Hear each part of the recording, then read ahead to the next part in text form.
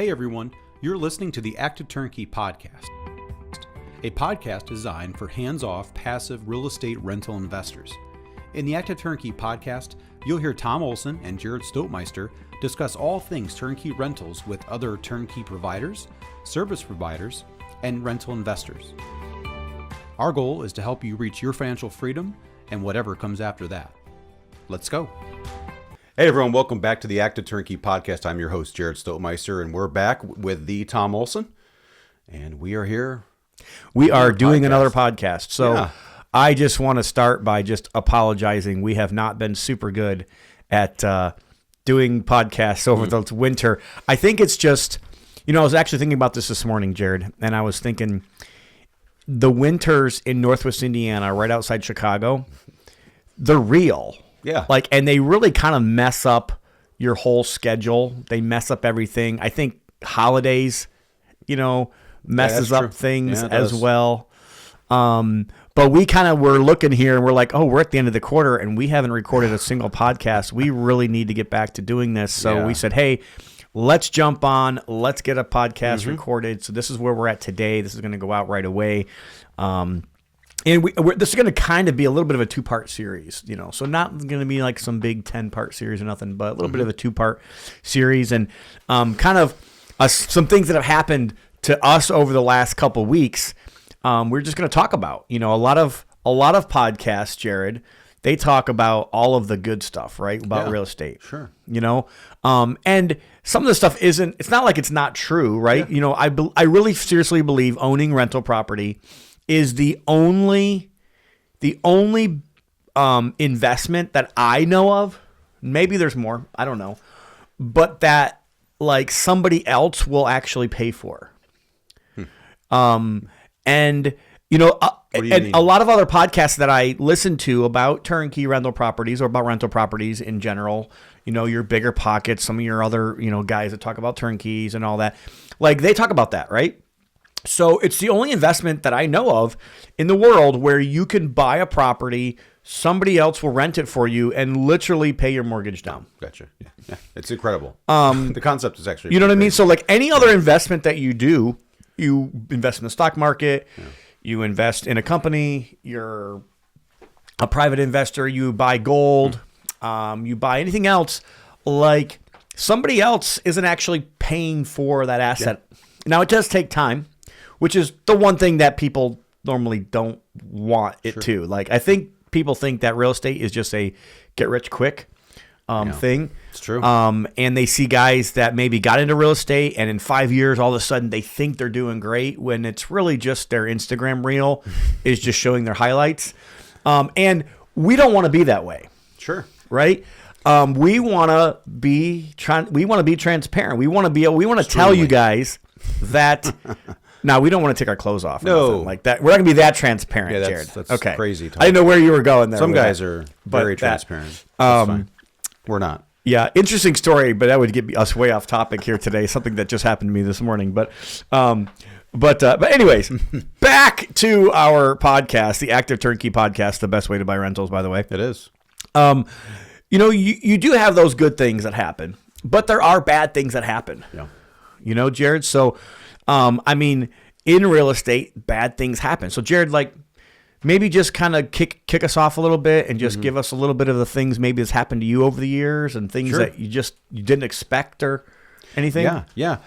We'll actually record a podcast here coming up with a couple investors. You have kind of the good and the bad, and they both can be, in my opinion, even the good can be bad in some cases when it comes to real estate. So this one guy had a deal. He'll be on here. His name is Matt. Had a phenomenal deal, a active turnkey deal. And, we ran the numbers at a 130 ARV. Well, his house appraised at 170. It's his first BRRRR deal he's ever done.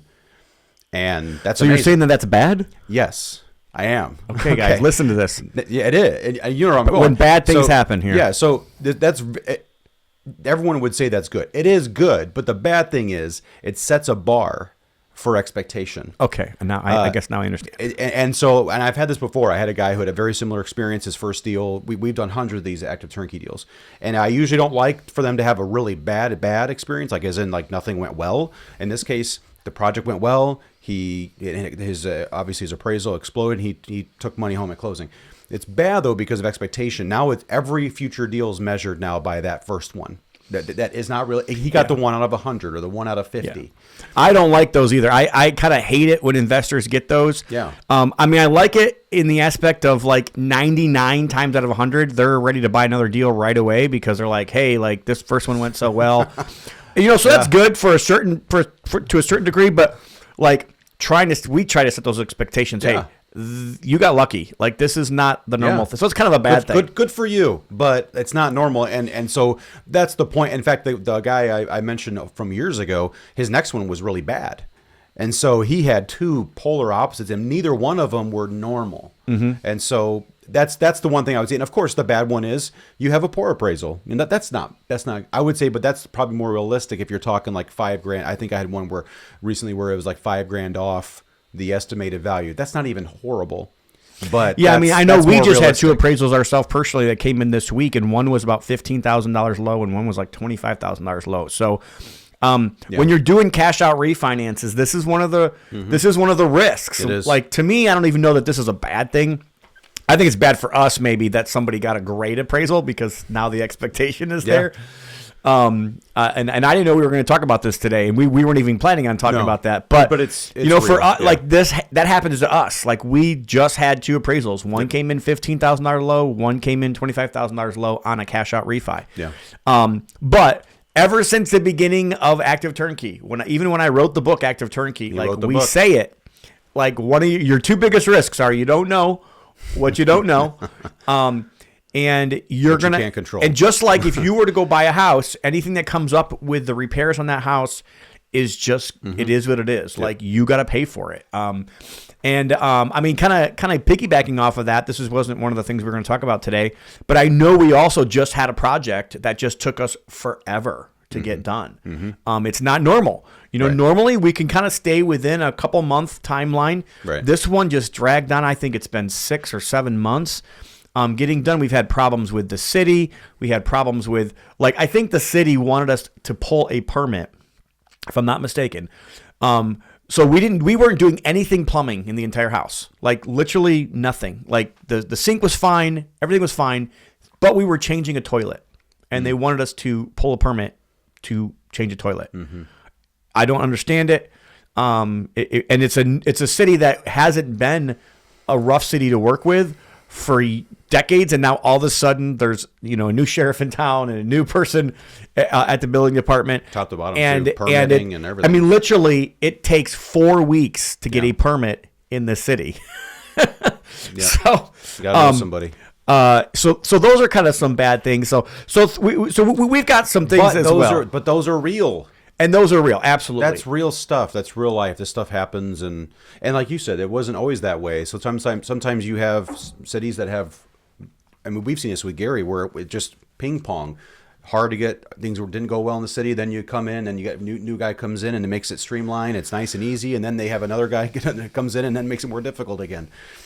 It's just you got to kind of roll with the punches. Yeah, I will tell you that 100%. I mean, again, we have 3 examples that we were going to talk about, and these aren't even the examples. No.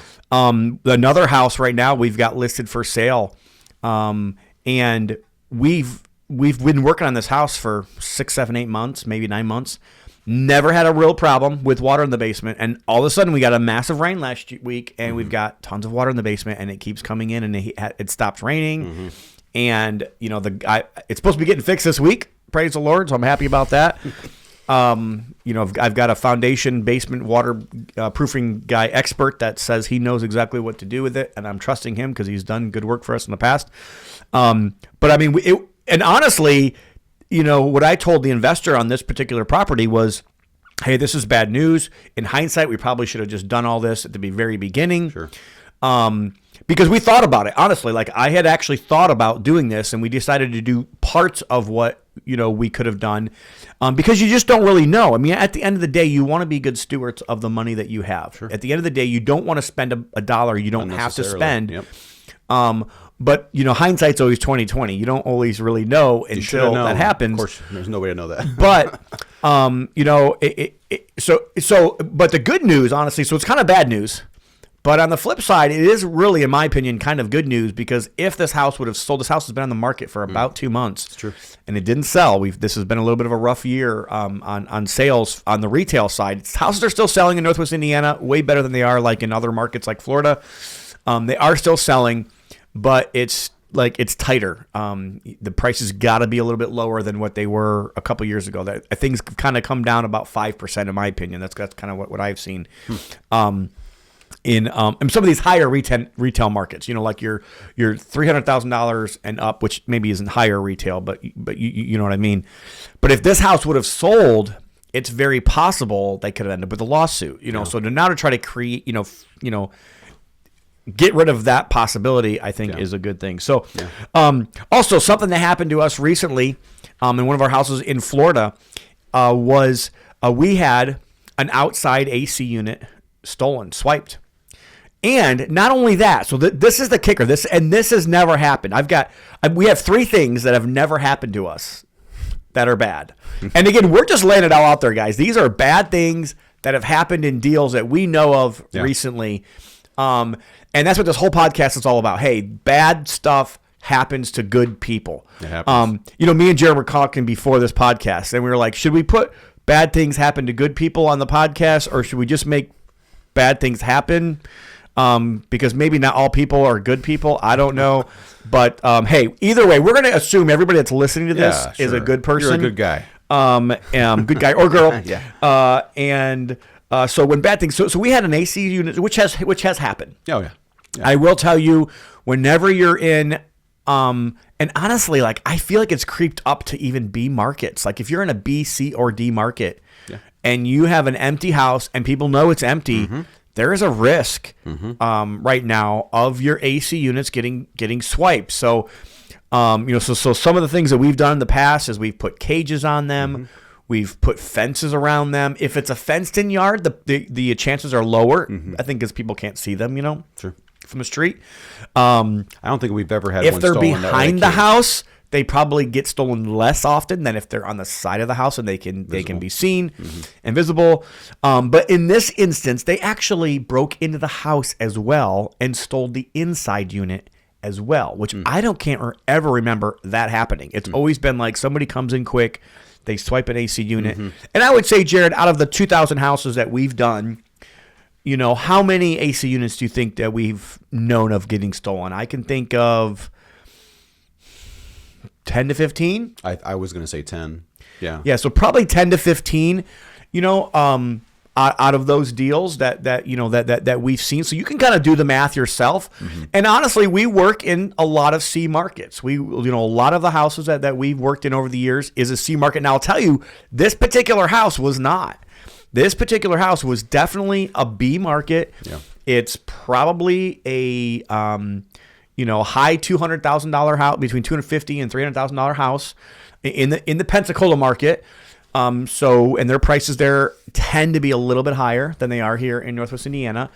Now, obviously, $250,000 in California might be like, the worst neighborhood possible if there's even those houses anymore. Burnout or something. A burnout, yeah. But that's just something that happened. Yeah. To us. Now, we're going to talk about what to do in the next podcast. So we're not going to necessarily tell you exactly what to do in all these circumstances. Yeah. Today's podcast is really just about, hey, bad stuff happens to good people. That's true. And if you're going to do real estate deals, if you do enough real estate deals, something like this is going to happen to you.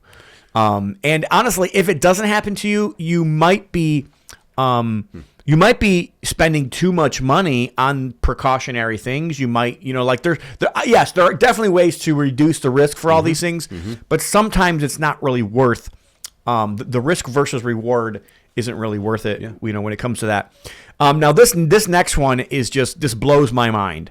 I actually posted this on Facebook, Jared. And as of this morning, it has, and this just happened to us last week. I posted, I think, on Friday on Facebook, and it's Tuesday where we're recording this right now, and it's got over 200,000 views on Facebook already, which is nutso to me. Excuse me. And this has never happened, Jared. I can tell you, I've never had this happen. I have never heard of this happening either. This is crazy. It is. It's brazen. So we bought a house from an investor, and this is actually another bad thing that could happen, right? If you get into this world, you could be a lender, and you could loan money on a property, and that person that you loan money to could skip the country. And if that person that you loan money to does skip the country, you might end up with the house back. So just letting you know, that's something that happened to this particular investor. So this particular investor brought this property to me. He heard about me from other people that I've been in masterminds over the years. And he said, hey, if it's in Northwest Indiana, Tom Olson's your guy. You need to talk to him. He'll help you out. He'll do the best you can for him. And honestly, I kind of felt bad for him, you know. And I'm like, you know what? This is the absolute best that I can do for you. And I gave him a plan. And maybe we'll talk a little bit about this plan in the next podcast if we remember. But I basically laid out a way for me to be able to buy the house from him that would work for both of us. It would work for him. It would work for me. So I bought this house from him. And when I bought the house, there was already about 150 sheets of drywall in this house. Mm-hmm. Some people think that's a great thing. I'm like, for me, it wasn't really that big of a deal because if you knew the house, you would understand. But anyway, so we show up to the house and we see the back doors kicked in, right? And we don't think anything of it. And then I don't even know if you noticed, Jared. Were you the one that saw the house? Were you there? Like who was the one that well, we actually had a one of our HVAC guy, and plumber there. He saw the back door was wide open.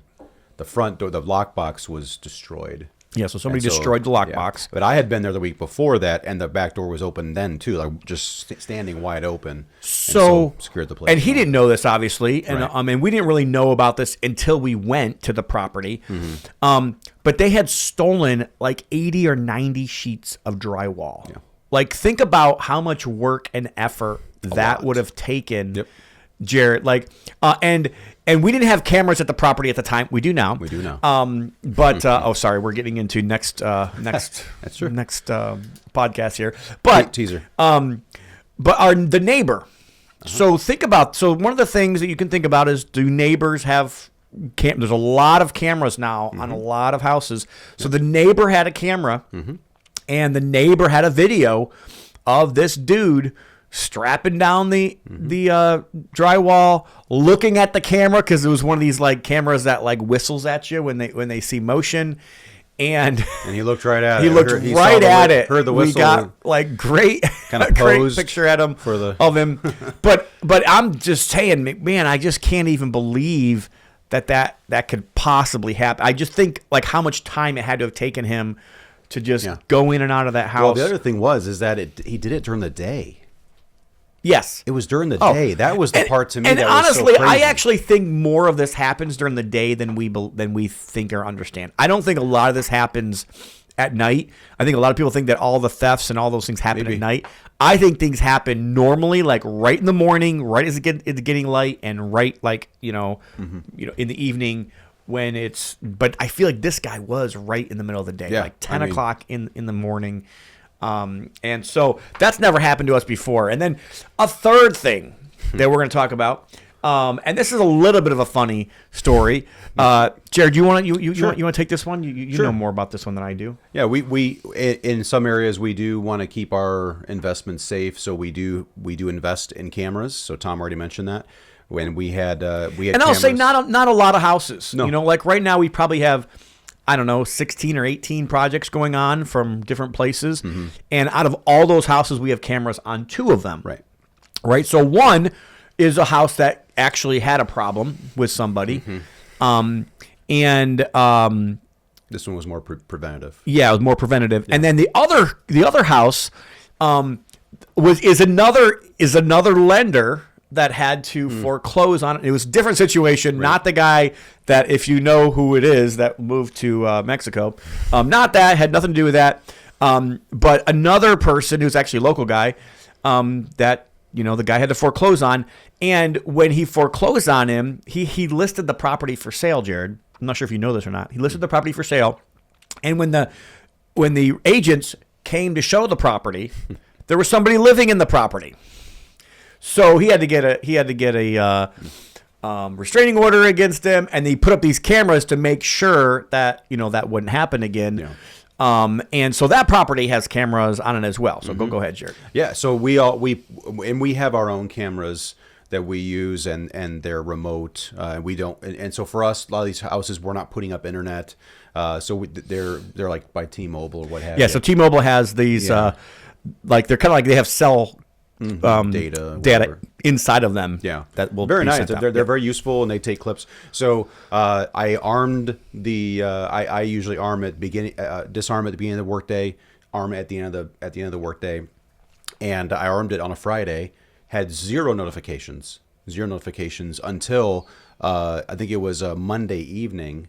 And I got a notification, didn't look at it right away. I looked at it again, and then when I pulled up the notification, I'm literally looking at a video of the camera laying on a bed, someone's bed.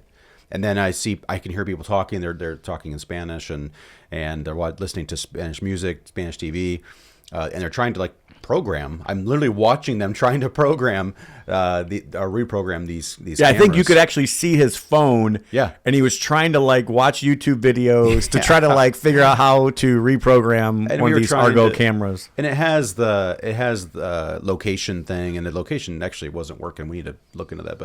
But one of the things that I would say you can do, and what we end up doing was well, first of all, I went there that night, went to the property, me and my son and our German Shepherd. We went to the house at about 10 o'clock at night just to make sure the house was locked up, secure, nothing had happened there. And then we filed a police report. But then the next day we just started asking questions, and I believe you reached out to one of the contractors. I reached out to one of our contractors that was working on that property. Yeah. And the contractors that were working there were Spanish. Mm-hmm.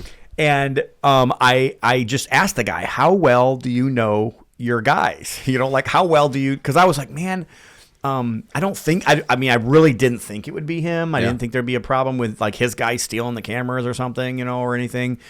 But so come to find out, his guy actually did take the camera down. Yeah. So one of our contractors actually took these two cameras, and I'm like, are you kidding me? Like why in the world would you do that? And and he admitted it right off the bat. He didn't like hide it. He wasn't within an hour. You knew. Yeah, I mean he was very like apologetic, and he was like, "Oh, I'm sorry. All the other flippers that we've ever worked for before in the past, when there's cameras up, normally they're old and they don't work anymore, and they just want us to throw them away." And I'm like, "Well, no, these are ours. We want to keep these." And, we need you to put them back up, and I need you to not charge me to put them back up because you weren't hired to take them down. So it was just a miscommunication. The same guy's on another job for us right now, so I don't really feel like it was – I don't feel like even it was a mistake, really. It was just a miscommunication. I don't even feel like he did anything, egregious at all. But it was just something that we said, hey – things like this are going to happen. You're going to have to face them. You're going to have to figure things out. And I think at the end of the day, it really does give you an opportunity. You really grow when you have these. So, as much as I'm saying this and I'm excited to say it to you, like it is hard. Yeah.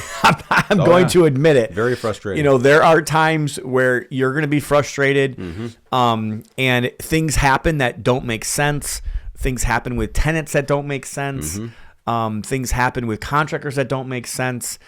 And I just wanted to we just wanted to be transparent today and let you guys know about bad things that happen, because not enough podcasts are talking about that.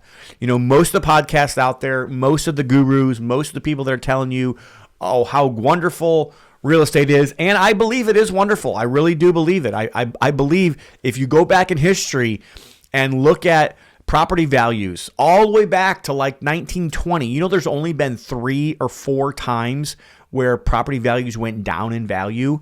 I think there's only like 6 years or something like that out of like 100 years where property values have actually gone down. So you're getting appreciation with your properties. Your tenants paying your mortgage down. You get tax benefits and you get cash flow. There's so many benefits in real estate, but hey, there's going to be problems as well. Sure. And if it's not for the faint of heart. I'm going to tell you that right now. If you're the type of person that can't handle these bad things, be a lender. Find good people to loan money to. But even with your invest situation, in the Conduit Capital Fund. Do something like that instead of being somebody that's going to own rental properties if you can't stomach these types of situations. Well, I mean, you even mentioned it with lenders. I mean, those are two different deals where lenders had deals go backwards because of it. Yeah. So I mean, everybody who's selling you on an idea, they generally don't give you the ugly or the or the bad news, but we would say, hey, prepare for it. Know it's going to happen. I think whenever you're investing in something you're excited about, you generally minimize the negative. You know what I mean? Like I think it's just nature, but. It's just understanding it's going to happen because what happens, the bad thing happens, and then you ultimately say it doesn't work, right? Or someone misled you, doesn't work for whatever. Me, yeah, and that's what we're going to talk about on the next podcast. So I think we're getting right there into that tip there, and I don't want to tip us in there. So I do want to remind you guys, we do build rental portfolios for investors right here in Northwest Indiana. If you've never worked with us, we'd love to host you. We'd love to have you come here, see our team, see what we're all about, see the neighborhoods that I live in, see the neighborhoods that our office is in, that our investments are in, that our investors' investments are in. And let us know. If you're looking for turnkey rental properties, please reach out to us. We do actually have a couple right now, and I know we've got a bunch in the pipeline as well. So just keep us in mind. Reach out. And also, I do want to let everybody know, we haven't been after this is the first podcast we've done, I think, all year, but we do have the Gary Dealmaker event, previously known as the Free for All. So we have an event September 4, 5, and 6. I'd love for you guys to come out and check it out. You guys can find out more information about that at goodsuccess.com. We also have free investor calls that you can hop on every single month. You can find out more information about that at the exact same website as well.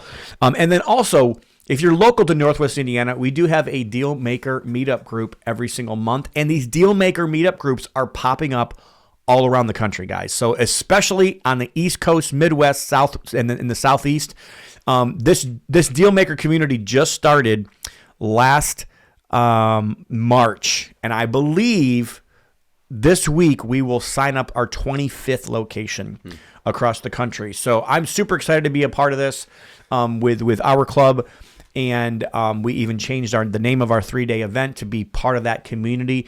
I'm excited about being a part of that. We've got discounts for Sherwin-Williams and Lowe's, and there's lots of things that I can help you with on getting discounts from those as well if you guys want to reach out and know more information about that. We also have the Conduit Capital Lending Fund. If you're a accredited investor, we could talk about that as well. So that's going to do it for today's podcast, right, Jared? That's right. Active Turnkey. The best way to buy rentals. We'll see you in the next one. And just remember, the next one we're going to talk about what to do when bad things happen. Have a good day. One Group Network makes no warranty, guarantee, or representation as to the accuracy or sufficiency of the information featured in this podcast. The information, opinions, and recommendations presented in this podcast are for general information only, and any reliance on the information provided in this podcast is done at your own risk. This podcast should not be considered professional advice. Unless specifically stated otherwise, One Group Network does not endorse, approve, recommend, or certify any information, product, process, service, or organization presented or mentioned in this podcast, and information from this podcast should not be referenced in any way to imply such approval or endorsement. Any third-party materials or content of any third-party site referenced in this podcast do not necessarily reflect the opinions, standards, or policy of One Group Network. One Group Network assumes no responsibility or liability for the accuracy or completeness of the content contained in the third-party materials or on third-party sites referenced in this podcast, or the compliance with applicable laws of such materials and/or links referenced herein.